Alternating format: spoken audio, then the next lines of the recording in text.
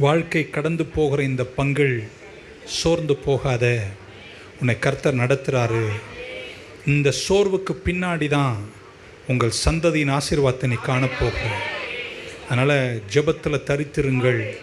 கட்டுகளை கர்த்தர் உடைப்பார். தலைமுறை சாபங்கள் முறியடிக்கப்படும். உன் பிள்ளைகளின் பிள்ளைகள் நலமாயிருப்பார்கள். உனக்கு பின்னே வரும் உன் சந்ததி ஆசீர்வாதமாயிருப்பார்கள். 40 days, ஆமென், ரொம்ப விலையேற பெற்றது. ஸோ இந்த வார்த்தைகளை கொண்டு கர்த்தர் தங்க நடத்தும்போது லாங் ரூட்டில் நடத்துகிறாரு. பட் எத்தனை வருஷங்க? 40 என்பது விலையேற பெற்றது. ஸோ அதனுடைய அர்த்தத்தை உங்களுக்கு புரிஞ்சிருப்பீங்கன்னு நினைக்கிறேன். 60 வரைக்கும் ஒரு வேளை ஜெபித்து வார்த்தையை கேட்டு நீங்கள் 40-30 தாண்டி 60க்கு வந்தவங்க சாவர வரைக்கும் 60 இருந்துடாதீங்க.